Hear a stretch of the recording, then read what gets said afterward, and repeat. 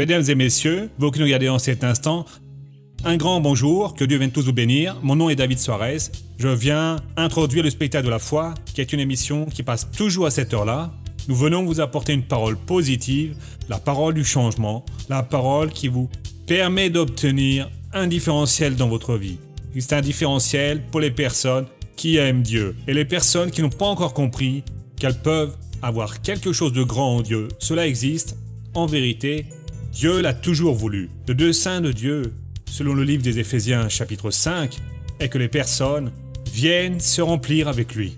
Si c'est nécessaire, s'il est possible qu'on se remplisse, c'est parce qu'il y a un grand vide dans la vie des personnes. Il y a un manque de compréhension et cette compréhension est complète seulement quand vous comprenez le pourquoi de votre création, quel est le motif pour lequel vous êtes vivant et ce que Dieu veut pour vous. R.R. Suarez viendra maintenant dans les prochaines minutes pour partager une parole positive avec vous, vous aidant à comprendre que vous n'êtes pas simplement une personne qui peut avoir du succès dans sa vie. Vous êtes un être qui a été créé pour être en communion avec le Très-Haut. Et c'est possible d'avoir cette communion. Il est possible d'être joyeux. Il est possible d'avoir une grande paix formidable dans votre vie. Tout de suite après, nous verrons le cas véridique d'une femme qui a été guérie d'un kyste qui était situé sur l'ovaire et d'un myome. En fait, elle avait un myome et un kyste à l'ovaire. Et cela, les femmes savent que c'est un cas qui empêche la femme d'être enceinte, qui l'empêche d'être mère très souvent. Mais nous allons voir comment Dieu a fait la différence. Comment cette personne a compris qu'il est possible d'atteindre l'impossible. Et comment pouvons tirer des leçons pour votre vie pour être heureux. Juste avant la fin, je reviendrai parce que commence maintenant le spectacle de la foi. Et pour Jésus, faites de beaux applaudissements. Nous allons réfléchir à quelque chose. Il y a 2000 ans, quand Jésus était de ce monde, il allait de ville en ville comme un prêcheur itinérant. Là où il arrivait, il réunissait alors le peuple et annonçait la bonne nouvelle. Et son message, c'était qu'il avait sur sa vie l'Esprit de Dieu. Et qu'il avait été enduit, rendu capable par cet esprit pour prêcher la bonne nouvelle. Ça veut dire qu'il n'était pas en train de parler d'une façon ainsi légère, il parlait très sérieusement. Car celui qui l'a envoyé pour annoncer la bonne nouvelle allait le confirmer. Et il avait été rendu capable de remettre en liberté les opprimés, de rendre la vue aux aveugles, de guérir les maladies, d'expulser les démons. La Bible dit qu'il est le même qu'hier, aujourd'hui et éternellement. Ainsi, aujourd'hui, Jésus est enduit de la même manière. Il a la capacité avec la même onction. Mais missionnaire, il n'est plus ici sur la terre. Et donc, il ne peut pas opérer dans notre vie. Non, il n'est pas, mais il est. Il n'est pas là physiquement parce qu'il est assis à la droite du Père, Tout-Puissant. Et il a dit en personne, quand 2 ou 3 se réunissent en mon nom, je serai là parmi eux. Je suis venu ici au nom de Jésus.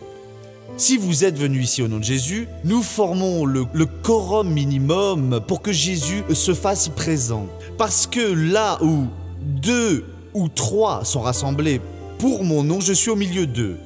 Et donc vous, là, chez vous, je suis ici au nom de Jésus. Et si vous êtes là au nom de Jésus et que nous nous réunissons, c'est-à-dire que nous nous relions dans une promesse, dans la parole de Dieu, dans ce qu'il a promis, alors parmi nous ici, il y a Jésus. Il a le même pouvoir. Et dans le passé, il n'a absolument jamais échoué. Toutes les personnes qui sont venues à lui ont découvert qu'il ne prêchait pas de religion. Elles ont découvert qu'il ne condamnait personne. Elles ont découvert qu'il avait le pouvoir pour toutes les guérir. Aujourd'hui, c'est la même chose, mon frère. Et donc, si vous êtes venu ici surchargé, avec un très grand besoin, si vous êtes opprimé, missionnaire, j'ai le besoin d'un miracle. Vous êtes venu le bon jour, au bon endroit, et devant la personne véritable qui est le Seigneur Jésus. Et soyez certains qu'il est ici. Il est prêt pour manifester son pouvoir comme il l'a manifesté il y a 2000 ans de ça. Jésus réunissait les gens, il prêchait, ceux qui croyaient en lui, Jésus les guérissait. Les pharisiens n'aimaient pas Jésus, ils n'étaient pas guéris alors. Les religieux ne l'aimaient pas. Ils n'étaient pas guéris non plus. Parfois, lors d'une réunion comme celle-ci, nous prions et des dizaines de personnes sont guéries de nodules. Comment c'est possible une chose comme ça? Comment est-ce qu'un nodule disparaît lors de notre réunion? Un nodule est une chose matérielle. Une douleur, la personne peut encore penser qu'elle est sortie toute seule. Mais un nodule... Mon frère, Jésus est ici et il peut faire cela. Et il l'a toujours fait. Notre réunion ne doit pas être une réunion religieuse. C'est une réunion où nous allons voir une rencontre avec Jésus. Nous allons apprendre la parole de Dieu.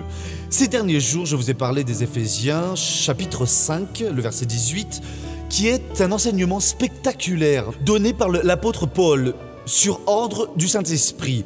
Ne vous enivrez pas de vin, il mène à la débauche.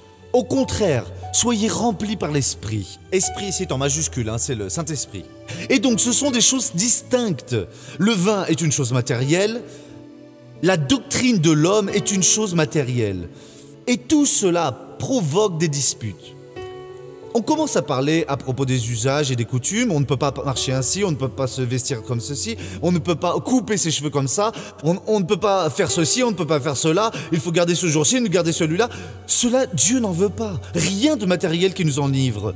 Mais il veut que vous vous enivrez avec la présence divine. C'est-à-dire que vous vous remplissez avec elle d'une telle manière que tout votre esprit soit rempli. Quand vous vous enivrez avec la présence divine, qu'est-ce qui se produit dans votre vie? Il se produit que vos yeux s'ouvrent et vous devenez une personne différente de ce que vous étiez avant. Il y a un beau message que j'ai déjà prêché ici plusieurs fois, qui se trouve dans le livre des Juges.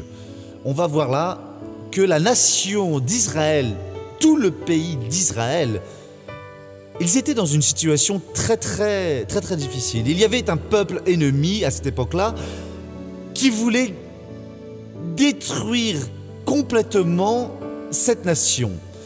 Le nom de ce peuple a été rayé de la carte et n'existait plus. Il s'appelait ainsi les Madianites.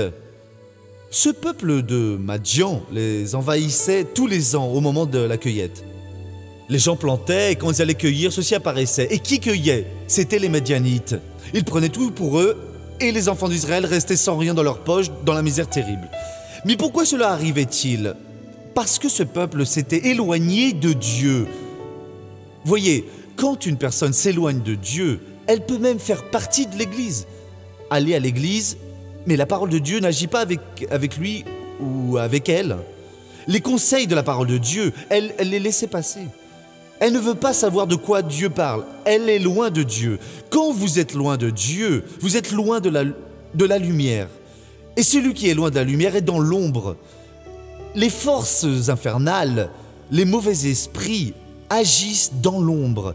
Et là, ils oppriment, ils tuent, ils blessent, ils licencient, divisent le couple, ils font tout ce qui est mauvais. Et le peuple était en train de payer un prix très lourd. Cela, c'est ici au Juge, le chapitre 6.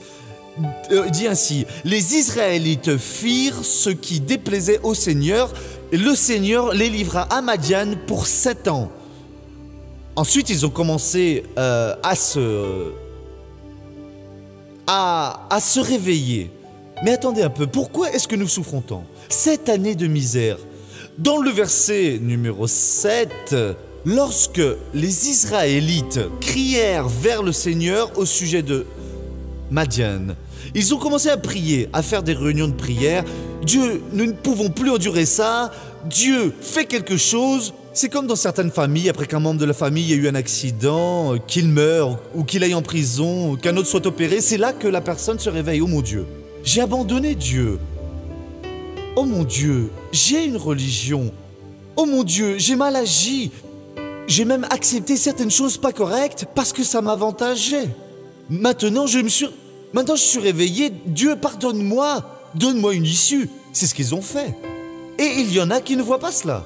Tout est mauvais en lui, dans sa famille, et il continue avec les mêmes pratiques. Il semble qu'il est le maître du monde. Il sait tout, il a une excuse pour tout, et le diable continue dans sa destruction. Ici, ils se sont réveillés et ils ont clamé Dieu. Qu'est-ce que Dieu a fait? Il a envoyé un ange et tout s'est arrangé. Non, le Seigneur Dieu, c'est ici dans le verset 8. Le Seigneur envoya un prophète aux Israélites et il leur dit « Ainsi parle le Seigneur, le Dieu d'Israël ». Et il a commencé à donner le message. « Le problème avec vous, disait le prophète, c'est que alors que vous avez pris peur des dieux des nations païennes qui habitaient ici avant, quand je vous ai dit de ne pas avoir peur, aujourd'hui c'est ce qui se produit mon frère. Alors les personnes sont effrayées des mauvais esprits, de la magie noire, de la sorcellerie, peur du lendemain, du désespoir. Ils font même des mauvaises choses parce que je dois ramasser de l'argent pour acheter ma maison, sinon je n'ai pas de résidence. Voyez, tout ce que vous gagnez de façon malhonnête, vous le perdez parce que vous apportez le pouvoir du malin avec vous.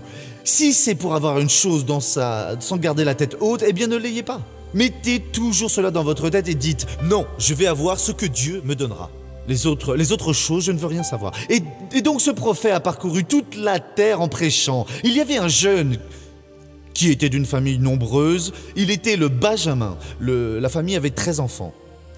À cette époque-là, le premier fils, le premier-né, c'est lui qui était l'héritier de tous les biens. S'il mourait, c'était le second, et ainsi de suite. Et il n'y avait aucun espoir qu'un jour il soit quelqu'un dans la vie.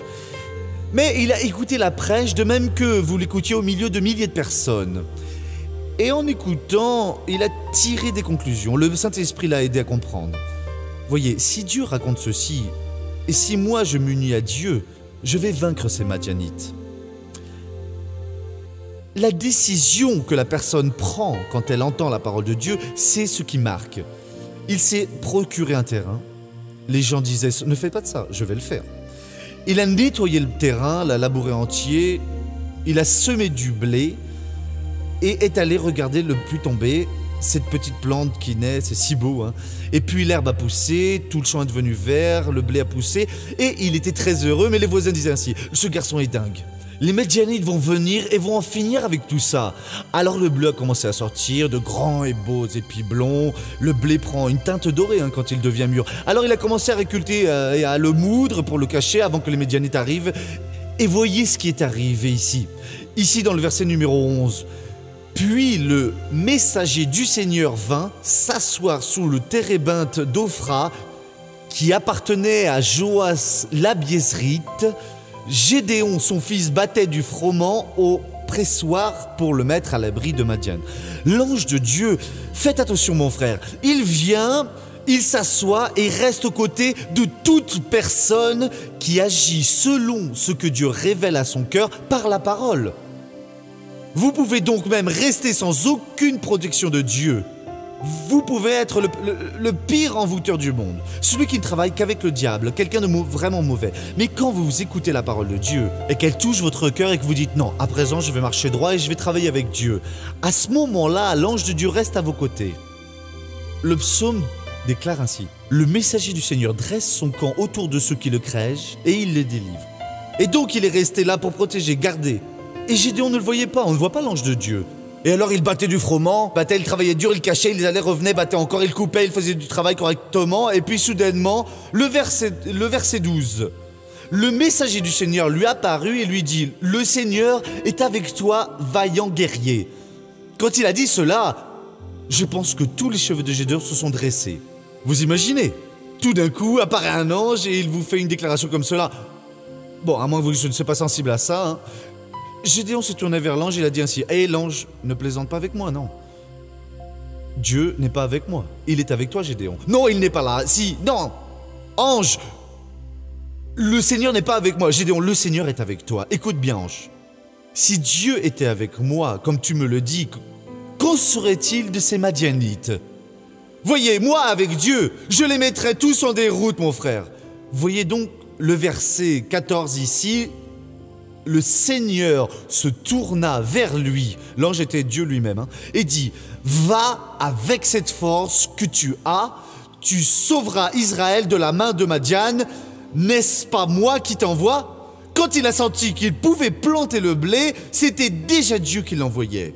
Quand vous avez senti que vous pouviez venir ici à l'église, commencer à prier, c'était déjà Dieu qui travaillait dans votre cœur.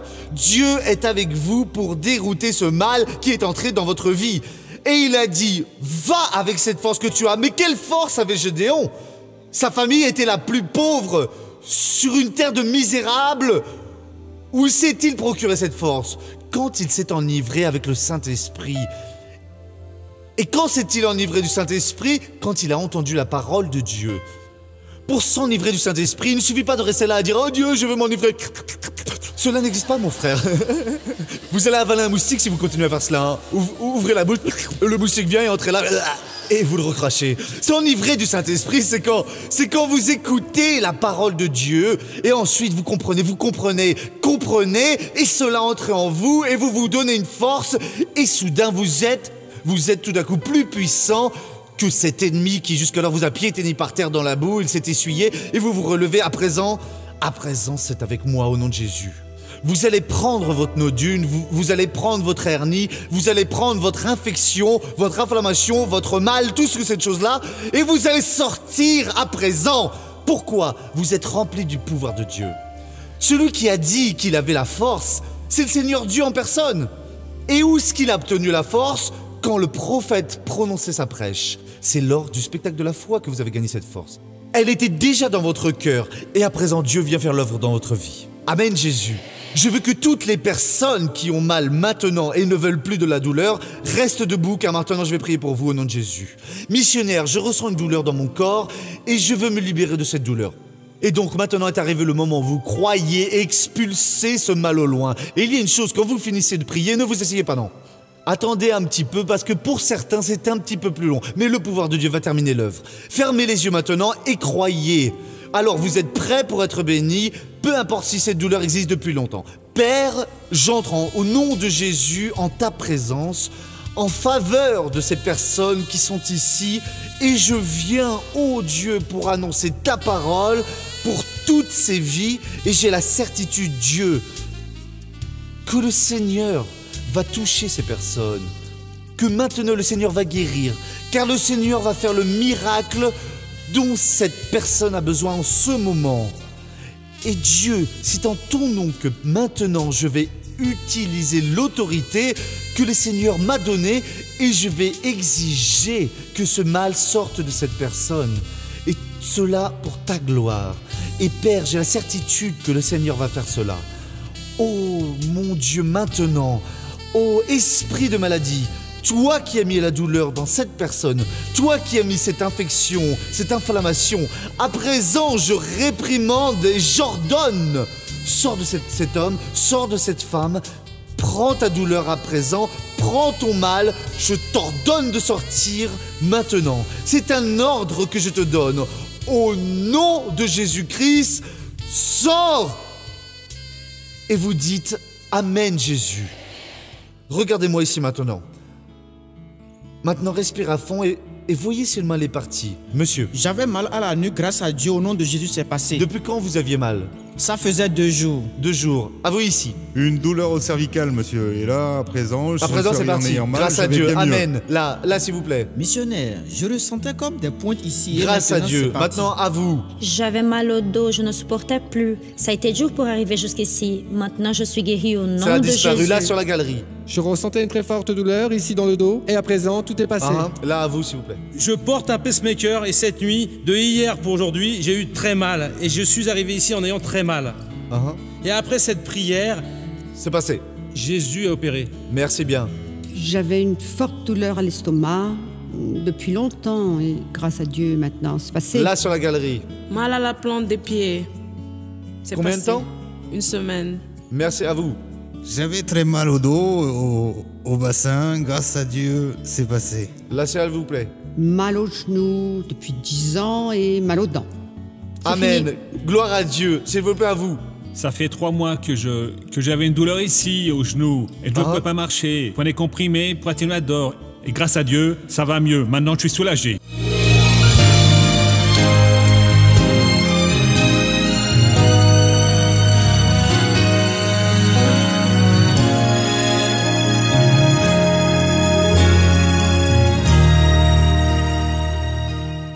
En 2001, Marie-Vonne est confrontée à quelques problèmes de santé. Et à la même époque, elle commence à suivre le programme du spectacle de la foi avec le missionnaire Soares. Je regardais, j'aimais bien, le missionnaire faisait sa prêche, j'aimais bien entendre la prière, j'aimais ça. Par contre, les témoignages, quand les gens disaient qu'ils avaient été guéris d'un nodule, d'un problème sérieux, je disais, ça m'étonne. Comment est-ce qu'avec juste une prière, un nodule comme ça va partir? Elle n'y croyait pas, voyez. Est-ce que c'était vraiment la vérité? Et là, on était vraiment dans le doute, hein. Autant de gens, c'est pas possible. Autant de gens racontent la même chose. Et je priais aussi, je demandais pour moi, parce que j'avais besoin d'une bénédiction. D'abord, j'ai fait l'opération pour enlever le myome. Ils ont enlevé le myome, ils ont dû retirer l'utérus. Et ça, c'était en 2001. En 2003, est apparu un problème à l'ovaire gauche.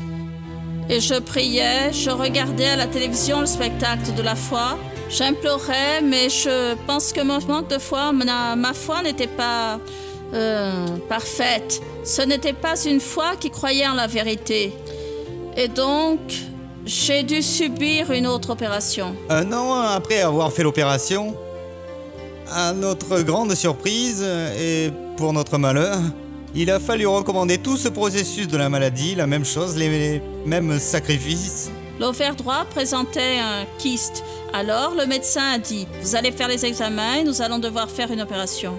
Et là, j'étais vraiment désespérée. Parce que j'ai dit, un an après, une autre opération? Dans ce cas, ça allait être la 3e opération. Non, je n'accepte pas, je vais à l'église. Et je suis allée à l'église un jour de carnaval. Un jour de carnaval, je suis arrivée à l'église, j'étais très triste, très abattue, j'ai beaucoup pleuré. Quand je suis sortie de là, je me sentais déjà mieux. Quand je suis sortie de là, j'ai senti que je n'étais plus pareille que quand j'y suis entrée. J'y étais entrée très abattue. Et j'en suis sortie avec le cœur joyeux, vous savez, comme si j'avais fait une chose qui venait d'intérieur. Comme si toute cette tristesse, cette mélancolie était partie. Je suis sortie avec la foi. Et puis une semaine plus tard, je suis retournée pour refaire les examens. Et quand je suis arrivée là-bas, le médecin m'a demandé « Pourquoi vous allez refaire cette échographie ?» J'ai dit « C'est ce que mon médecin m'a dit parce que j'ai un autre kyste sur l'ovaire, sur l'autre ovaire. Et je pense que je vais subir une autre chirurgie. Il veut faire une autre opération. » Il a dit « Mais vous n'avez rien sur votre ovaire, il n'y a rien, il est parfait. » Et là, je peux même pas en parler. J'ai dit ainsi, ah non, c'est une bénédiction de Dieu, ce n'est pas possible. Vraiment, il n'y a pas d'explication, c'est une bénédiction de Dieu. Au moment où elle a sautillé de joie, là, elle s'est souvenue du spectacle de la foi et de l'église. Et elle a beaucoup remercié Dieu. Marie-Vonne, vous qui aviez des doutes au sujet des témoignages, aujourd'hui, après avoir vécu un miracle, qu'est-ce que vous dites de tous ceux qui doutent encore de ces miracles de Dieu? Qu'ils ne doutent pas, ne doutez pas parce que c'est réel. Dieu, ce qu'il a fait par le passé, il le fait maintenant. Il faut juste croire, remettre sa vie à Jésus. Je doutais et aujourd'hui, j'ai la certitude. J'ai la certitude, j'ai été guérie et j'en ai les preuves. Aujourd'hui, avec toute ma famille, nous servons Jésus. Moi, mes enfants, mon mari... La parole de Dieu, c'est vraiment de ça qu'on était en train de parler. Ah, c'est Jésus, le Seigneur est tout-puissant, hein. Marie-Vonne, ça veut dire qu'aujourd'hui, vous n'êtes plus rempli de doutes comme avant, hein? C'est sûr, j'ai changé. Aujourd'hui, je suis une servante du Seigneur Jésus. Si vous y avez cru avant, aujourd'hui, vous pourriez avoir votre utérus là. C'est pareil pour l'ovaire gauche, hein. Mais le Seigneur Jésus restitue ses organes, hein. Au moment où vous sentez la présence de Dieu, vous clamez, parce que nous avons eu des cas ici que des personnes ont retiré et Dieu leur a restitué. Hein. Gloire à Dieu. Et avec la santé. Écoutez toujours ce que Dieu révèle à votre cœur. Vous ne savez pas ce que Dieu peut vous rendre capable de faire. Tout ce qu'il a fait par le biais de Moïse et de tant d'autres, il peut le faire à travers vous. À présent, laissez-moi prier pour ceux qui sont chez eux. Père, je prie pour cette personne qui a vraiment besoin d'un miracle, d'une guérison, de la solution à un problème. Et je sais que le Seigneur est Dieu, qu'il accomplit sa parole. Mon Dieu, envoie maintenant, oh mon Père, ton ange, où se trouve cette personne qui souffre et qui est en prière avec moi. Ce même ange qui était aux côtés de Gédéon et qui a garanti qu'avec sa propre force, il allait vaincre les Madianites. Cette personne a besoin d'entendre cette voix. Elle a besoin de se fortifier. Et Père, j'unis ma foi avec la foi de cette personne et je vais maintenant la bénir. Et au nom de Jésus, je réprimande toute force du mal qui est dans cette personne et je dis dehors au nom de Jésus-Christ. Vous avez compris que quand quelqu'un s'ouvre pour Dieu et croit, c'est le cas ici que la personne a cru, et croire, c'est avoir confiance que ce qui a été promis va devenir une réalité. La foi, la croyance, la confiance, c'est le combustible avec lequel Dieu va faire bouger son pouvoir dans votre vie. Et Dieu a maintenant parlé avec beaucoup de personnes sur un autre objectif qu'elles ont dans la vie, celui de devenir des personnes qui parrainent la grande œuvre de Dieu. Ceux qui parrainent, pour ceux qui ne le savent pas, forment un groupe appelé par Dieu. La personne ressent au fond d'elle un appel pour qu'elle vienne contribuer financièrement à ce programme. Il est nécessaire que je vienne contribuer pour pouvoir être béni? Non. Cela, je vous le dis à nouveau, Dieu est venu toucher un groupe de personnes. Et si vous n'êtes pas touché, cette parole n'est pas pour vous. Mais si vous sentez ce désir au fond de vous, devenez un parrain maintenant. Ne regardez pas vos situations financières, mais croyez que si Dieu vient vous appeler, il va accomplir sa promesse. Vous n'avez pas assumé une dette, vous avez assumé un compromis avec Dieu. Ici, ce n'est pas une promesse que vous avez signée et qui à la fin du mois va être exécutée dans votre vie. Non. Ici, c'est un compromis spirituel que vous allez faire avec Dieu et dire « Je vais accepter ce commandement, ce ministère, je vais aider cette émission pour être télévisée. » Si vous croyez, ceci est le numéro qui apparaît maintenant sur le téléviseur pour que vous participiez. Vous appelez et dites « Voyez, je veux plus d'informations pour que je puisse devenir parrain. Comment je dois faire ?» Vous allez appeler, vous allez devenir, et alors vous soyez grandement bénis au nom de Jésus. Voyez, les miracles sont nombreux, et Dieu veut aussi faire un grand miracle dans votre vie. Laissez Dieu agir, laissez-le opérer pour être heureux. Que Dieu vous bénisse tous, nous revenons pour de prochaines opportunités, et à bientôt.